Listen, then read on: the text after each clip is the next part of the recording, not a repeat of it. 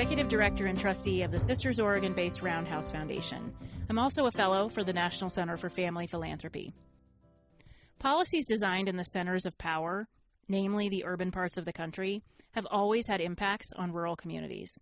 But it's usually a one-way street where those policies are opaque or funding is inaccessible, especially for everyday Americans working and living in those rural spaces. That's a problem for public funds, but also for private philanthropy, and a big part of why I'm making this podcast. Today I'm talking with Tony Pipa. He's a senior fellow at the Center for Sustainable Development at the Brookings Institution in D.C., where he launched an initiative called Reimagining Rural Policy. He wrote a great op-ed in the New York Times that we'll link to on our website, fundingrural.com, and in it he said something that really caught my ear. Current federal policy is ill-suited to successfully enable U.S. rural communities to meet the opportunities and challenges of the 21st century. Tony grew up rural and tries to keep close to his roots, even as he travels in very different circles now.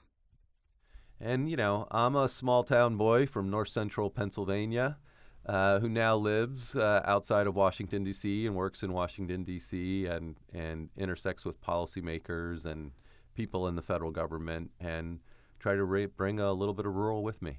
I was going to ask, coming from a think tank in D.C., how do you show up in a rural place and have them go, cool, I'm going to believe what you're having to say to me? Well, I'm from a rural place, and so I have some understanding of how small towns work and how communities, the dynamics of a particular community.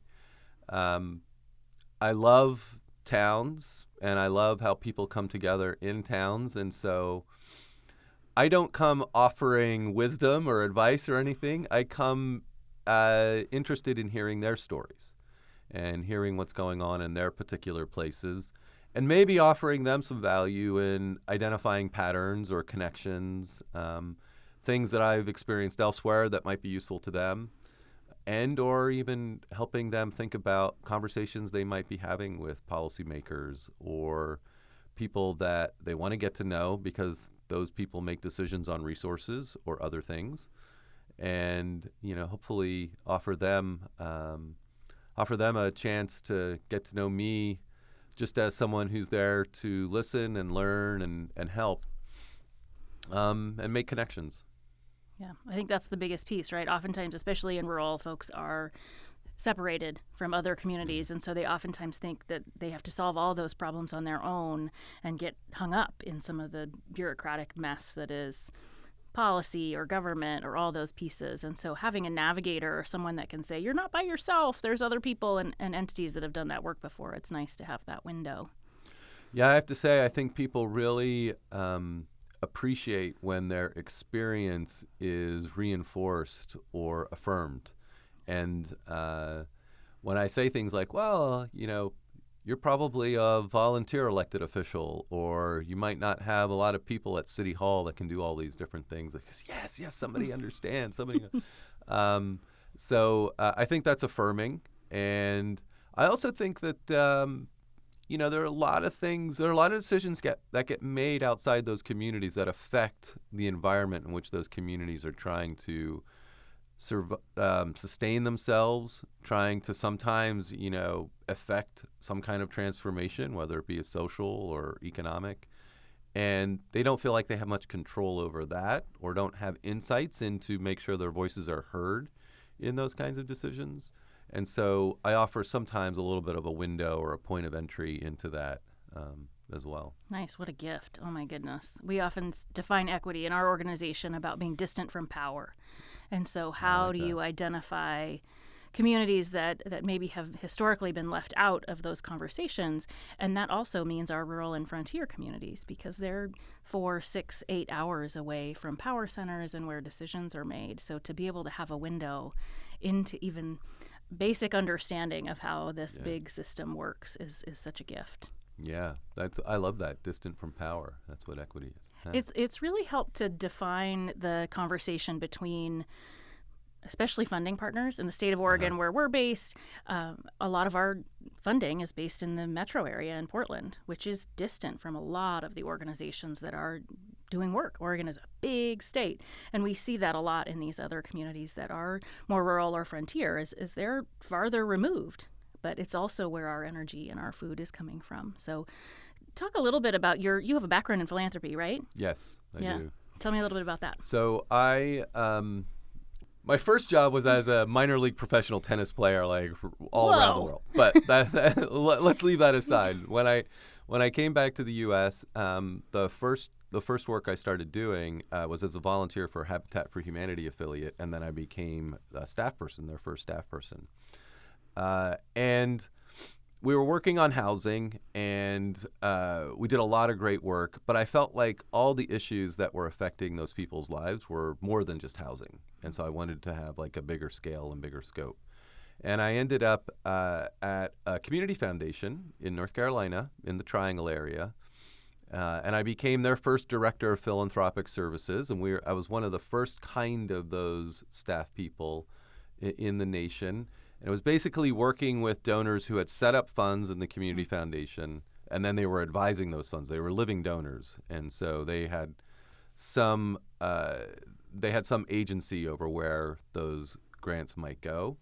And so I set up a program to help them, be strategic about their grant making, try to maximize the impact they were having.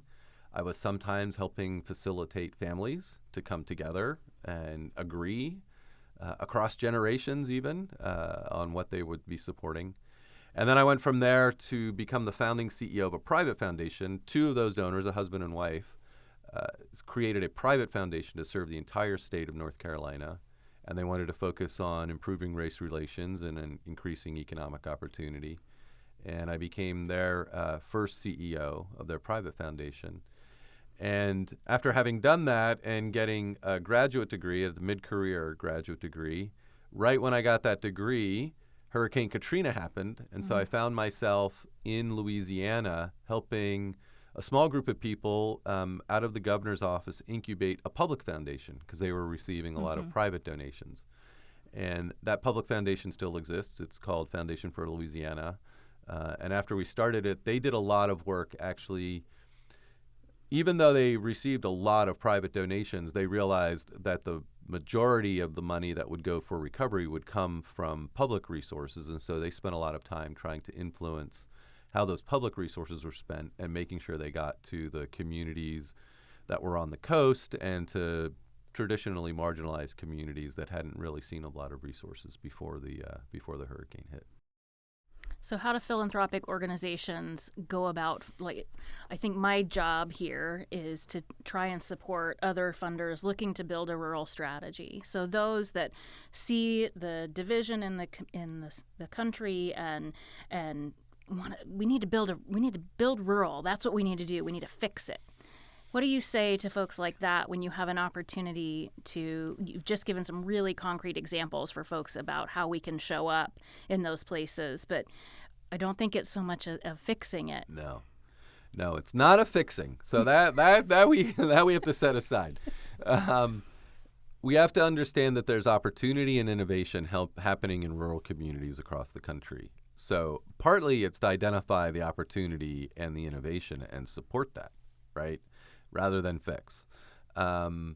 Concretely, some of the things that's happening in Oregon was a great example. So a report on what are the reasons why local communities are having trouble accessing money, creating a clearinghouse of the expertise that communities might be able to avail themselves of, providing some grant money to be able to do matchmaking and even buy some of that technical assistance or that capacity building that I just talked about. And also working in concert. I think funders working together, learning from each other, what they're learning from grantees, as well as creating cohorts of the communities themselves so that they can share their experiences and be a peer support network, I think is, and you see this happening in different parts of the country, everything from what's happening in Oregon. You've got, the Walton Family Foundation for their local program, creating a one-stop shop office in Arkansas. You have the TLL Temple Foundation doing something similar in Texas. You even at the national level, a new philanthropic platform that's pooling resources called Resource Rural that then is using those funds that are coming from national foundations and getting it to those regional or local intermediaries that can work with communities to help them access the money. So everything from the information that's necessary to help those communities sort of navigate and understand what's available and navigate and identify what they ought to try to be accessing, to getting them the capacity and the expertise to be able to do it, to be able to then make sure that they've got partners that can help them manage it and make best use of it, and bring them together. Like, connective tissue is really important, and both among funders as well as amongst the cohorts of rural practitioners and local communities that are trying to do better by their communities. Yeah, and I think that's very well put. We don't want to fix it. We want to elevate the things that are going really well, and it comes down to a big philanthropic term right now, which is narrative change. Right? I love those big philanthropy words, but we need to elevate those stories of things that are positive that are happening in these spaces. So often we get overwhelmed by these myths. Some are myths. Some are very acute. We have some poverty issues. We've got some drug issues and other things that are happening in these rural spaces, but what gets missed are the conversations about the positive things that are happening and the drive and the passion and the optimism and the hope that is led from those communities, and how do we as funders and other partners begin to elevate those stories to say, no, we have something here and it's worth saving. Yeah. Well, first off, we have something, and that something also helps power and feed the country, as you said, right? And that's not going to change. Yeah. When we shift to a clean energy economy, we are asking rural to be the place that continues to power the country. That's going to be where wind and solar, it's going to be where mining for new minerals that go into batteries are. It's going to be where battery manufacturing takes place. And so, first off, we have to be honest about the interdependencies between rural and urban and what that means for who we are as a country, and even for some of the key priorities that we have as a country and where our future lies, right? I don't think we want a 21st century version of an extractive economy that we had with fossil fuels. I think we want an economy that works in rural communities where the benefits are widely shared, where some of that value stays in those communities so they can sustain themselves over time. And if we think sustainability is what we need for the future, we have a lot to learn from rural, because they're the place where we're going to need to understand how we conserve our natural resources, and we learn how to live in communities that we're not solving everything by economic growth. Like we're economic sustained rather than economic bigger all the time. Yeah.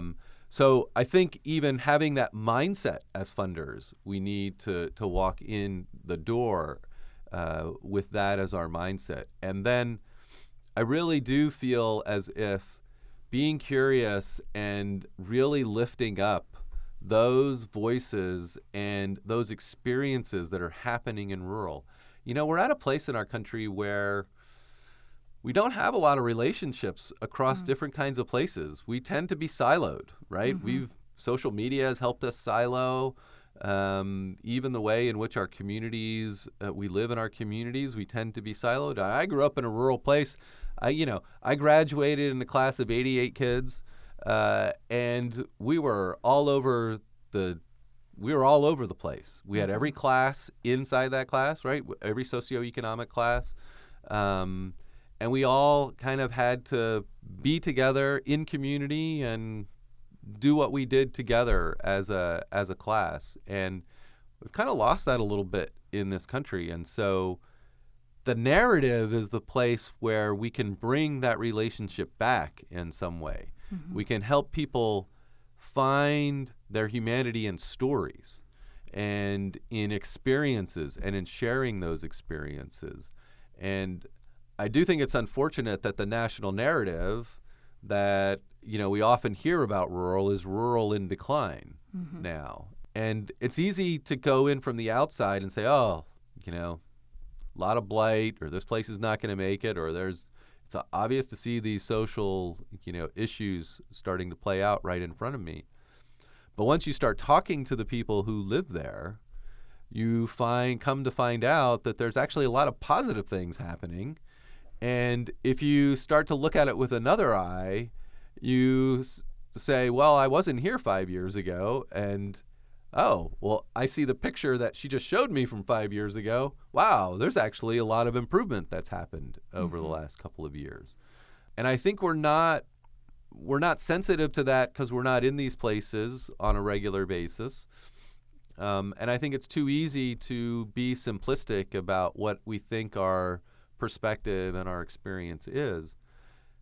At the same time, there's an enormous amount, not just of positive change going on, but innovation. Like some of the most instinctively nimble leaders that I've met have just been in rural places. And it's because they have strong relationships with their community.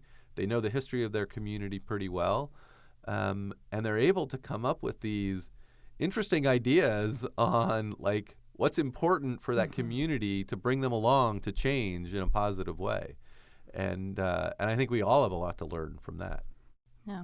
Well, we talk a lot about rural not being a monolith. I think you've defined that really clearly, where even in different parts of the country, in the Intermountain West and our Native American reservation communities, and then versus our Deep South communities, they're all different, and we all.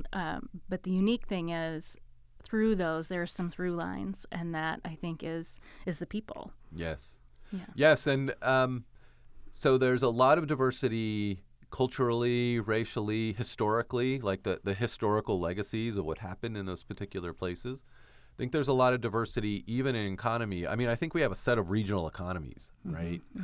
We often talk about the national economy. Well, the national economy is actually a set of like lots of different diverse regional economies, and the economy in the Deep South and the Black Belt is going to be different than the economy in the plains amongst tribes and the far west where the public lands are that leases are on and things like that. All of that those are very different dynamics, and they're very different dynamics from where I grew up in, northeast central Pennsylvania. So this is the other thing that we don't often acknowledge, but many people are rural by choice, right? With the narrative of rural in decline, we feel like people are stuck there, and they're like kind of in a no-win situation. Many people want to be in a rural place. In fact, if you look at polling, rural places poll better than any other place in the U.S. If people are given the choice to say, where do you want to live, more people will say they want to live in a rural place than anywhere else, than a city or a suburban area. And many people, will say that we're here because it's the kind of life I want for my family. It's the kind of community I want to be in. Now, let's not be Pollyannish, and there are real tensions that are happening in different parts of the country in rural areas, and some of that's even outside forces coming in around political decisions and around cultural issues and even around the resources that we talked about earlier. But I feel like that's our national politics infecting our local politics, and what we need to do is turn that on its head because in many places, the local politics still work, or at least are working better than they are at other levels of governance. And people still need to come together and make decisions together. And they're neighbors, and so they have some relationship. And we've got to work our way through that and have that be the way in which we think about our national politics. It's the humanization, right? It's Yes. coming back to humanity and shared humanity. And I think the unique part about living in a rural space is you don't get to hide from something that you share at a public meeting. You're going to the same grocery store, your kids are in the same school, you're at the post office together. You're in those spaces. And so you may not agree politically, but you have to find ways to communicate collegially. Yes. And I think there's some beauty in that. Like there's power in disagreement. Yes. It's interesting when I ask about like Democrat Republican politics when I'm going into communities, they often kind of look at me and say, well, that we're all just trying to make sure that our community works and our community's healthy and our community is sustainable over time. Like I want my kids to want to be able to come back and have opportunity and live here.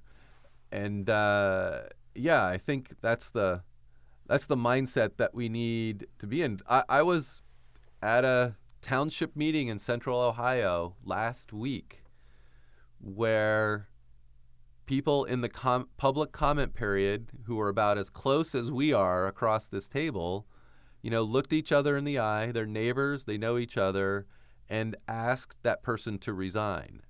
That just does not happen in our political environment that much these days, and yet it was done with civility.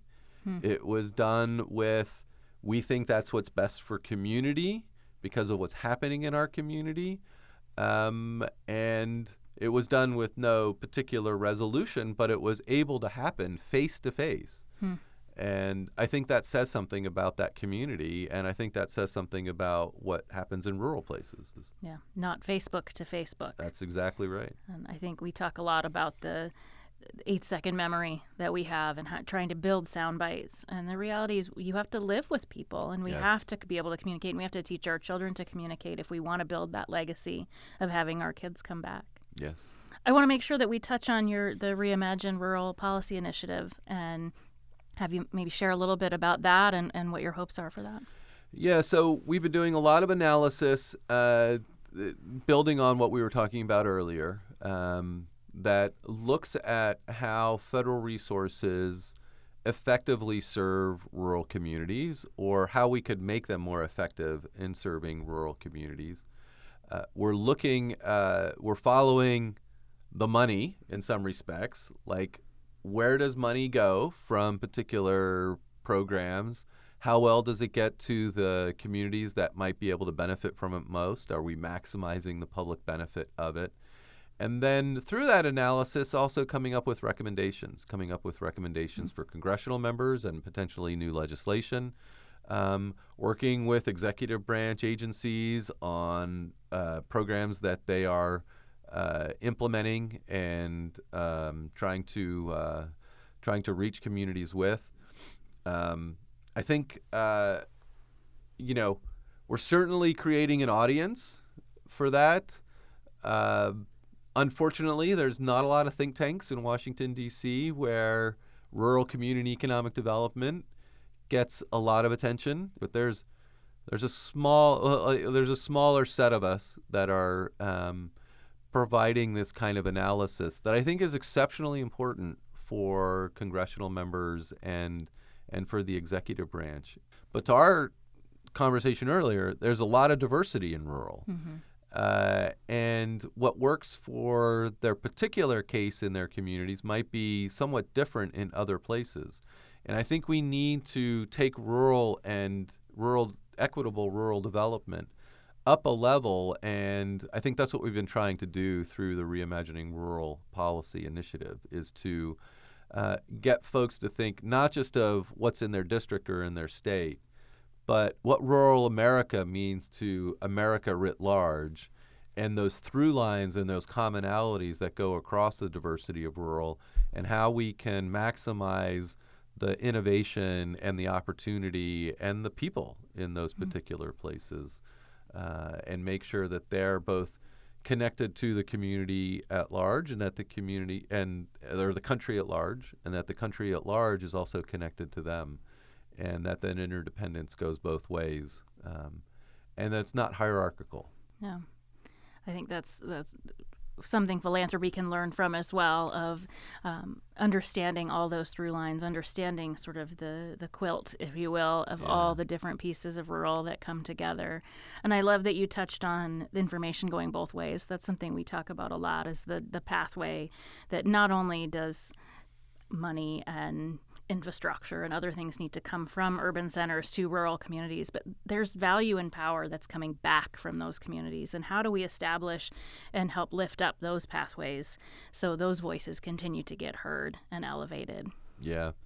And I think part of the work, and this is maybe a challenge to philanthropy as well, part of the work is going to be around creating some governance models that are, need to be innovative or need to be a bit different.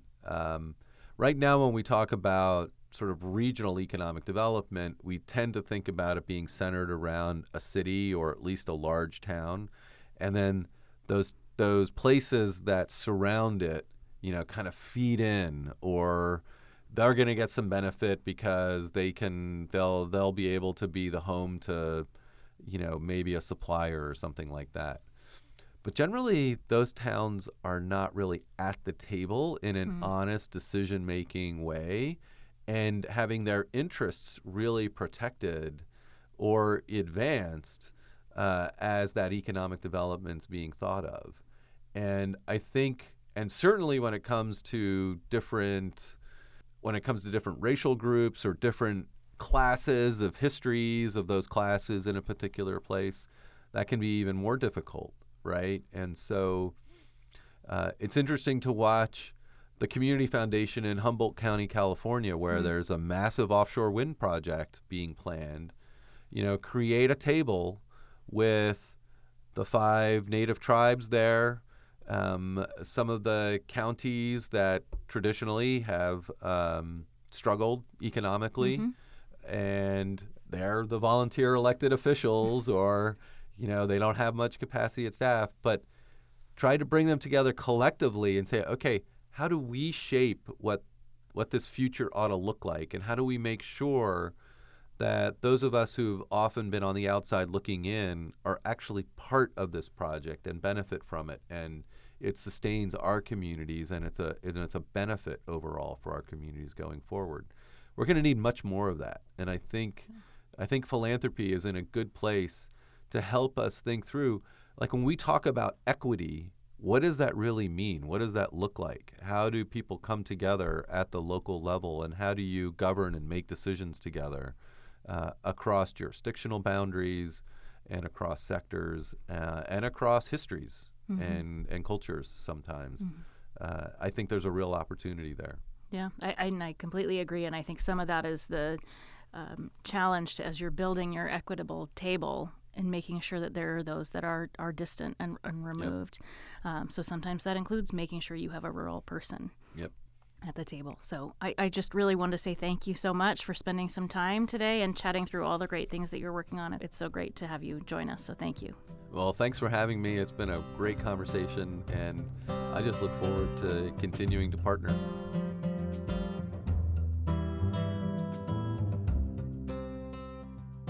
There's often this myth about how rural spaces are funded, and it's that the urban centers are subsidizing rural through federal government payouts, whether that's through USDA or others. But the reality is there's an accessibility issue to those applications. And oftentimes we have staff that are, city staff or county staff or special district staff that are limited in capacity.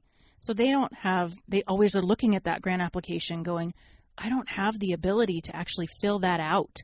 I can't meet the needs that are being required of our community, even though we really need, whether it's broadband or water access or septic system, sewer updates, all those things. Those are things that are needed in those communities, but the capacity to actually apply and then fill out the application and then project manage beyond that is beyond the scope of what's available in those communities.